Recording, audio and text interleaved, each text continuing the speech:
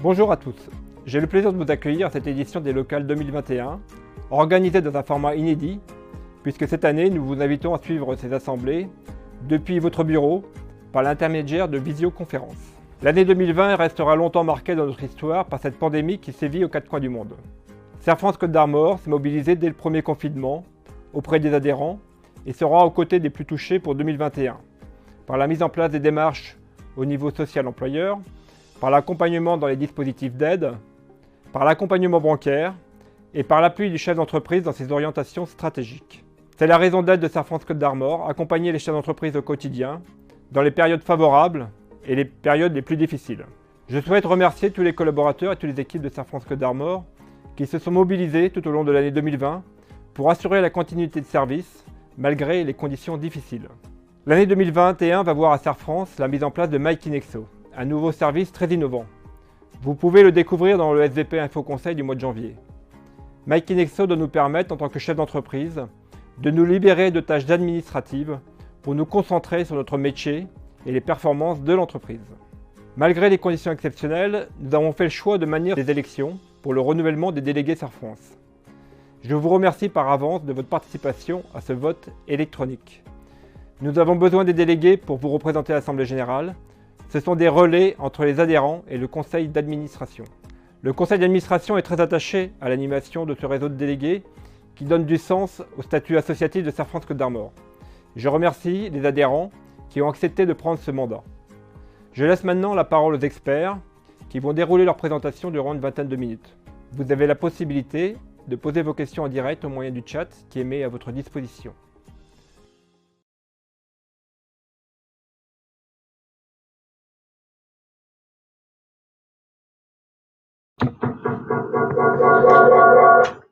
Bien, bonjour à toutes et à tous, bienvenue sur ce webinaire spécial employeur, dans un format un petit peu spécial. Donc nous sommes en direct là aujourd'hui pour cette vidéo.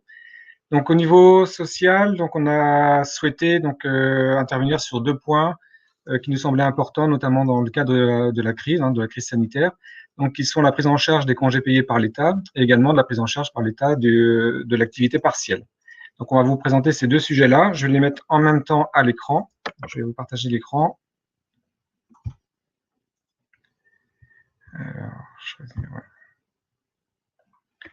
Voilà. Donc là, vous voyez sur l'écran le déroulé de la présentation. Alors, on va commencer donc par le dispositif exceptionnel de prise en charge des congés payés, qui est récent, qui date de 2021 et qui est pour une durée vraiment limitée dans le temps. Donc, au niveau des conditions, donc l'objectif, c'est que l'État prenne en charge une partie des congés payés que vos salariés ont acquis pendant la période d'activité partielle. Donc, les salariés qui sont déclarés en activité partielle continuent d'acquérir des congés, comme s'ils travaillaient, et ça, c'est un coût pour l'entreprise. Donc, l'État, lui, se propose de prendre en charge 10 de ces jours de congés payés. Donc, les entreprises concernées par cette mesure sont celles qui ont interrompu leur activité partiellement ou totalement pendant au moins 140 jours depuis le 1er janvier 2020, ou alors qui ont eu une baisse du chiffre d'affaires de 90% au moins, donc pendant les périodes en 2020 où l'état d'urgence sanitaire a été déclaré. Cette mesure couvre notamment les hôtels, cafés, restaurants, les discothèques, les salles de sport et tout ce qui concerne l'événementiel. Donc toutes les entreprises ne sont pas concernées. Au niveau pratique, comment ça se met en place? Donc la demande se fait sur le site de l'activité partielle. Donc là, pas de changement, c'est un site qu'on connaît bien. L'employeur doit informer ses salariés de la période des congés payés au moins un mois à l'avance. Donc là, si on n'est pas un mois à l'avance, vous ne pouvez pas imposer ces congés payés-là à vos salariés, mais avec leur accord, ils peuvent très bien être en congés payés quand même. Donc nous recommandons évidemment des écrits pour être sûr d'avoir l'accord des salariés. Donc l'employeur, lui, paie l'indemnité de congés payés aux salariés, comme d'habitude. Il va décompter 10 jours dans leur compteur. Et l'État va reverser à l'employeur 70% de ce montant-là. Donc, il reste quand même les cotisations sociales qui restent à la charge de l'employeur. Mais le montant des congés, lui, est pris en charge par l'État. Donc, c'est une mesure limitée dans le temps. Au départ, c'était simplement pour les congés payés du 1er au 20 janvier 2021. Et désormais, c'est jusqu'au 7 mars 2021. Par contre, il y a une condition supplémentaire, c'est que pour bénéficier de l'aide, l'employeur doit non seulement bénéficier d'une autorisation d'activité partielle, donc avoir fait la demande, mais également d'avoir effectivement placé un ou plusieurs de ces salariés en position d'activité partielle. Donc, si vous répondez à ces critères-là, vous pouvez donc voir avec vos salariés pour les mettre en congé d'ici le 7 mars 2021 et avoir une prise en charge au moins partielle par l'État. Donc voilà pour les congés payés. Le deuxième point important, c'est l'activité partielle. Donc effectivement, depuis le mois de mars 2020, on a fait beaucoup de demandes de chômage partiel. Et comme les conditions ont changé au fur et à mesure, donc on va refaire un petit point. C'est pas forcément très simple, mais on va essayer de faire ça de façon la plus simple possible. Donc l'activité partielle de droit commun. La classique, donc c'est le but du jeu, c'est de répondre à deux situations. Donc soit réduction de l'horaire de travail en deçà de la durée légale du travail, c'est-à-dire que le salarié continue à venir travailler, mais à baisser son temps de travail, ou alors si l'entreprise ferme, le salarié ne vient plus du tout travailler à l'entreprise. L'objectif, évidemment, est d'éviter les licenciements économiques. Donc l'activité partielle est une situation temporaire. Donc l'employeur reçoit de l'ASP, donc une allocation qui équivaut à une part de rémunération du salarié, et le salarié, lui, reçoit son indemnité d'activité partielle. Dans le droit commun, donc c'est-à-dire l'activité partielle classique, donc le taux de l'indemnité d'activité partielle qui est versé au salarié par l'employeur est de 60% de son salaire. Donc ça, c'est applicable depuis le 1er février 2021. Et l'employeur, lui, de son côté, reçoit 36% de la rémunération brute du salarié. Donc, on estime avec les charges sociales qu'il y a un reste à charge pour l'employeur qui est de 40% en fait, du montant salaire plus charge. Donc là, c'est l'activité partielle de droit commun. Mais comme aujourd'hui, on n'est pas dans une période de droit commun, il y a plusieurs secteurs qui vont être concernés par d'autres taux d'activité. Donc, pour les entreprises qui sont hors secteur protégé, donc l'indemnisation d'activité partielle pour le salarié, donc jusqu'au 28 février 2021, le taux de l'indemnité est de 60%, donc versé au salarié. Et l'employeur, lui, reçoit une allocation égale également à 60% de la rémunération brute du salarié, avec un minimum de 7,30 €. À compter donc du 1er mars 2021, le taux versé au salarié reste de 60%. Par contre, l'employeur, lui, n'aura plus une allocation que de 36%, avec toujours les 7,30 € minimum. Donc ça, c'est pour les entreprises qui sont hors secteur protégé. Maintenant, pour les entreprises des secteurs les plus touchés ou qui font partie des activités connexes à ces secteurs-là. Donc, dispositif applicable jusqu'au 28 février. Donc, le salarié, lui, est indemnisé à 70% et l'employeur reçoit une allocation également de 70%. À compter du 1er mars et jusqu'au 31 mars, donc pour un mois, l'allocation du salarié reste de 70%, mais celle qui est reversée à l'employeur n'est que de 60%. Et enfin, à compter du 1er avril 2021, le salarié continuera à bénéficier d'une allocation de 70%, alors que l'employeur, lui, ne bénéficiera plus que de 36% de prise en charge donc par l'État. Et comme ça n'est jamais vraiment très simple, il y a encore un troisième secteur, donc c'est pour les entreprises qui sont situées dans une circonscription territoriale soumise à des restrictions administratives spécifiques ou qui sont situées dans une zone de chalandise particulière et subissant une perte significative du chiffre d'affaires. Donc, dans ces cas-là, jusqu'au 30 juin 2021, le salarié perçoit une allocation de 70% et l'employeur également 70% d'allocations qui lui sont reversées. Et à compter du 1er juillet 2021, le salarié continuera à percevoir 70% et l'employeur, lui, ne touchera plus que 36%. Donc ça, ce sont les données qu'on peut vous donner aujourd'hui, qui sont dans les textes de loi, sous réserve éventuellement de modifications dans les mois à venir. Mais pour ça, on vous tiendra au courant régulièrement, comme on l'a fait jusqu'ici. Également, deux situations particulières qui sont concernées aussi par l'activité partielle. Donc, depuis le 1er février 2021, sont également prises en charge donc, les personnes vulnérables, donc, qui peuvent demander justement à être mises en activité partielle, ou les personnes contraintes de garder leur enfant. Par contre, là, il faut des conditions, donc il faut que la classe soit fermée ou que l'enfant soit cas contact. Donc, si la classe est fermée, il faut une attestation de l'école comme quoi la classe est fermée ou l'école est fermée. Et dans ces cas-là, donc ces deux cas-là, les salariés sont indemnisés à hauteur de 70% de la rémunération retenue et l'allocation qui est versée à l'employeur est de 60%, avec toujours le plancher à 7,30 €. Et ces dispositions seraient applicables, on n'a pas de certitude là-dessus, seraient applicables jusqu'au 31/12/2021. Donc là aussi, dès qu'on aura des certitudes, on vous renverra les nouvelles dispositions. Donc voilà ce qu'on voulait vous présenter là sur les actualités sociales spécifiques employeurs. Et donc maintenant, on va vous présenter une nouvelle vidéo sur le questionnaire Pôle emploi.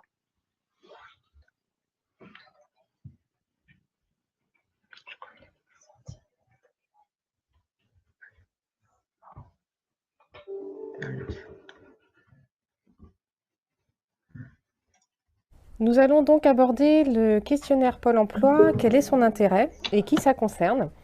Donc ça concerne le dirigeant d'entreprise, entre autres. Ça peut être aussi également le conjoint salarié du chef d'entreprise ou du dirigeant de la société. Donc, ou tout salarié qui a un lien de parenté avec le dirigeant, ou ceux qui ont également des parts sociales dans l'entreprise. Donc, le but du questionnaire Pôle emploi, c'est pourquoi interroger Pôle emploi sur ce statut, quel impact la position de Pôle emploi va avoir droit sur mes cotisations et quelles formalités je dois respecter. Qu'est-ce que le questionnaire Pôle emploi et pour qui doit-on le remplir? Donc, le questionnaire Pôle emploi, c'est un formulaire que l'on doit compléter et transmettre à Pôle emploi et qui doit être accompagné de pièces justificatives, entre autres le contrat de travail, le bulletin de salaire ou encore une attestation bancaire. Comme je vous le disais précédemment, ça concerne les dirigeants d'entreprise assimilés salariés tels que les gérants minoritaires de SARL, présidents de SAS, qui cumulent leur mandat social avec un contrat de travail. Mais ça concerne également le salarié d'une entreprise qui a un lien de parenté ou qui a des parts sociales de la société. Donc le questionnaire Pôle emploi va permettre de se positionner sur la reconnaissance du contrat de travail de ce dirigeant ou du salarié concerné. Quelles sont les conséquences de la reconnaissance ou non du contrat de travail? Nous allons d'abord aborder les critères constituant le contrat de travail. Nous avons 3 critères cumulatifs. Pour constituer un contrat de travail, il faut l'exercice réel d'une fonction technique, le versement d'une rémunération au titre de cette fonction technique, mais également l'existence d'un lien de subordination qui permet à l'employeur de diriger et contrôler le salarié. C'est bien souvent dans ce dernier point que Pôle emploi se positionne et étudie le questionnaire. Nous allons ensuite voir les conséquences lorsque le contrat de travail est reconnu par Pôle emploi. Alors les conséquences essentiellement sur les cotisations. Nous avons entre autres le salaire brut qui va être soumis aux cotisations d'assurance chômage, mais également l'application de la réduction générale dégressive des cotisations patronales qui s'applique selon le montant du salaire brut qui doit être inférieur à 1,6 SMIC, mais également des taux réduits, que ce soit au niveau de la cotisation patronale maladie, maternité, invalidité, décès, qui a un taux de 7% au lieu de 13% si le salaire brut est au plus égal à 2,5 SMIC. Et nous avons également un taux réduit pour les allocations familiales de 3,45 au lieu de 5,25 pour un salaire brut au plus égal à 3,5 SMIC. En dehors des conséquences des cotisations, nous avons également la conséquence en cas de rupture de contrat de travail. En effet, lorsqu'il y a une rupture du contrat de travail ouvrant droit aux allocations Pôle emploi, entre autres en cas de rupture conventionnelle, de licenciement, vous avez le droit au versement des allocations Pôle emploi. Attention, il faut quand même que le salarié ait cotisé un minimum auprès de l'assurance chômage. En effet, la durée normalement est de 6 mois habituellement et dans le contexte actuel, elle a été réduite à 4 mois si la rupture a lieu entre le 1er août 2020 et le 31 mars 2021. Nous allons désormais voir quelles sont les conséquences lorsque le contrat de travail n'est pas reconnu par Pôle emploi. Toujours les conséquences au niveau des cotisations. Donc, s'il n'est pas reconnu par Pôle emploi, le salarié ne va pas cotiser aux cotisations d'assurance chômage. Par contre, il n'y aura pas non plus application de la réduction générale dégressive des cotisations patronales. Et au niveau des cotisations que nous avons vues précédemment sur la maladie, maternité, invalidité, décès et allocation familiale, il n'y aura pas non plus d'application de réduction de taux. On appliquera le taux à 13% et à 5,25%. Dernier point en dehors des cotisations, en cas de rupture du contrat de travail, le salarié n'aura pas le droit aux allocations chômage puisqu'il n'aura pas cotisé à l'assurance chômage. Un petit point de vigilance également concernant les plans épargne entreprise. En effet, le mandataire social ou chef d'entreprise a le droit également au P2E ou PERCO uniquement s'il a au moins un salarié dans son entreprise. Or, si l'unique salarié est ce fameux salarié dont le contrat de travail n'a pas été reconnu par Pôle emploi, en cas de redressement par l'URSSAF, de contrôle par l'URSSAF et la MSA, il risque d'y avoir un redressement si vous appliquez un P2E PERCO uniquement pour vous, chef d'entreprise, et ce fameux salarié, car Pôle emploi n'aura pas reconnu le contrat de travail. Or, c'est une condition. Pour avoir le versement du P2E PERCO, il faut au moins un salarié reconnu par le contrat de travail pour avoir le droit au P2E PERCO. Nous avons estimé qu'il était important de faire le point sur le questionnaire Pôle emploi, surtout au vu du contexte actuel. En effet, le questionnaire Pôle emploi peut à nouveau être déposé en cas de changement dans la situation du salarié concerné. La décision de Pôle emploi vaut uniquement si la situation est restée inchangée entre le moment où le questionnaire a été étudié et le moment où le contrat de travail prend fin. En cas de changement de situation, il faut absolument redéposer un questionnaire Pôle emploi. De plus, si vous souhaitez que le salarié concerné soit pris en charge par Pôle emploi, car vous envisagez une éventuelle rupture du contrat de travail en cas de difficulté économique, il est également important de redéposer ce questionnaire Pôle emploi et éventuellement de changer le mode de gestion pour qu'il y ait un réel lien de subordination. Si vous avez les moindres questions par rapport au sujet que nous venons d'aborder, n'hésitez pas à contacter le pôle Conseil social, Paye et RH de Serre France 22. Je souhaite finir avec un dernier petit point concernant les mandataires sociaux qui n'ont pas de cumul avec leur contrat de travail. Ils peuvent également souscrire une assurance privée. Cette assurance privée, il y a plusieurs organismes qui la proposent avec des spécificités sur les différentes conditions d'accès, garanties et tarifs.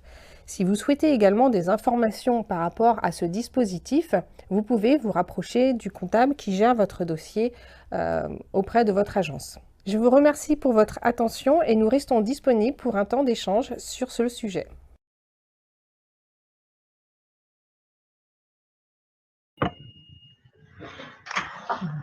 Bien, donc toujours en direct. Donc nous n'avons pas de questions là sur le chat, mais si jamais vous avez des questions, surtout n'hésitez pas à contacter notre service, le service Conseil social, Paie et RH, soit par l'intermédiaire de votre juriste, soit par l'intermédiaire de votre gestionnaire de paie.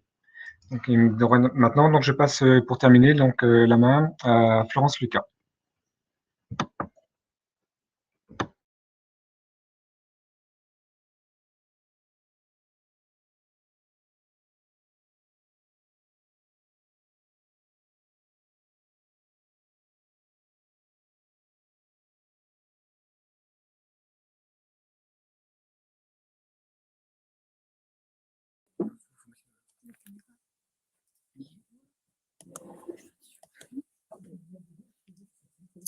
Donc, un grand merci à tous les intervenants et aux organisateurs pour leur prestation de qualité.